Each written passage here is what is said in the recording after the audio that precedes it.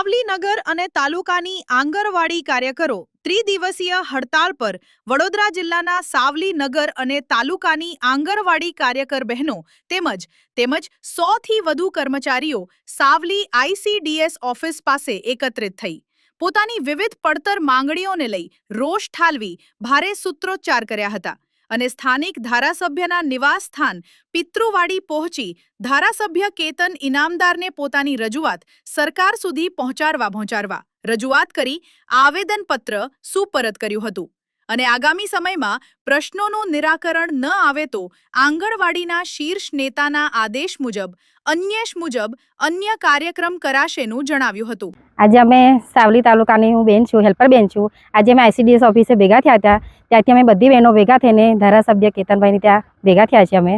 અમારી માંગણી છે કે સરકારે જે હાઈકોર્ટનો ચુકાદો કર્યો છે અમને આપે સરકાર। મારો પગાર 5000 છે, અત્યારે આજની મોંઘવારી પ્રમાણે 5000માં મારું શું થાય? અમારે આજે ગેસનો બોટલ 900નો થઈ ગયો છે, તેલનો ડબ્બો 2500નો છે, મોંઘવારીમાં 5000માં મારું શું થાય? નવી આ લોકો એપ ડાઉન કરે છે, આગળથી ICDSમાંથી નવી બહેનોને કામગીરી વધારે સોંપે છે, તો બાળકોને પૂર્વ પ્રાથમિક શિક્ષણ મળતું નથી। તેથી અમારી સરકારની માંગણી છે કે અમારે જે પગાર વધારો કરે અને મારી માંગણીઓ બધી પૂરી કરે। આપનું નામ? મારું નામ જ્યોત્સનાબેન નરેન્દ્રભાઈ પરમાર। આજરોજ અમે સાવલી તાલુકો છે ગુજરાત આંગણવાડી સંગઠન, આજરોજ અમે જે કામગીરીથી 3 દિવસ હડતાળ રાખી છે એના માટે આજે અમે ધારાસભ્યશ્રીને મૌખિક રીતે રજૂઆત કરી છે।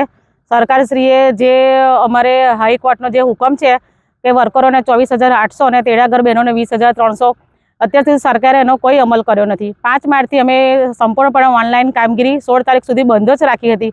અમને આશા હતી કે સરકારશ્રી અમારું કંઈ કરશે, પણ કશું કર્યું નથી। એટલે બહેનો હવે કંટાળીને 3 દિવસ અમે 18, 19, 20 3 દિવસ અમે સંપૂર્ણપણે આંગણવાડીના તાળા મારી દીધા છે અને અમારી કામગીરી સંપૂર્ણ રીતે બંધ કરી દીધી છે। જો દિવસે દિવસે મોંઘવારી વધતી જાય છે તો સરકારશ્રીને આંગણવાડી બહેનો પર જરી કંઈ દયા નથી આવતી। આંગણવાડી ગમે તે જેવું કામ હોય તો આંગણવાડી બહેનોને ફટ દઈને એ લોકો ફોન કરીને જણાવી દે અને બહેનો અમારી બધી જ રીતે તૈયાર થઈ જાય છે। જ્યારે એ લોકોના પ્રોગ્રામ હોય ત્યારે એવું કહેવા આવે છે કે બહેનો યુનિફોર્મ પહેરીને કોઈ ના આવશો, રંગીન કપડાં પહેરીને આવજો, તો પણ અમારી બહેનો રંગીન કપડાં પહેરીને આવી જાય છે। અને જ્યારે મોબાઈલ સરકારશ્રીએ અમારે 2018 પછી જે મોબાઈલ આપ્યા એ અત્યારે મોબાઈલ બિલકુલ ચાલતા નથી અને અમે સરકારશ્રીને ઘણી રજૂઆત કરી કે નવા મોબાઈલ આપો, નવા મોબાઈલ આપતા નથી। અને અત્યારે જે MMYનું જે સરકારશ્રીએ જે ચાલુ કર્યું છે એમાં OTP માગે છે। લાભાર્થીને જ્યારે ફોન કરીએ ત્યારે એ જે કંપનીમાં હોય છે કે 6 વાગ્યા પછી બેન તમે ફોન કરજો, 6 વાગ્યા પછી એ એપ બંધ થઈ જાય છે, તો બહેનો કેવી રીતના કામગીરી કરી શકે? અને જે સરકારે FRS જે કાઢ્યું છે એમાં અમે લાભાર્થીને બોલાવીએ છીએ આંગણવાડી પર, કલાક સુધી ટાઈમ જતો રહે છે। લાભાર્થી હવે એવું જ કહે છે કે બેન અમને નાસ્તો ના આપો તો ના આપશો, અમે હવે તમારા લાભ લેવા માગતા નથી। તો સરકારશ્રીએ FRS અને MMYના જે OTP કાઢ્યા છે એ OTP સંપૂર્ણ રીતે બંધ કરી દેવા જોઈએ। આપનું નામ?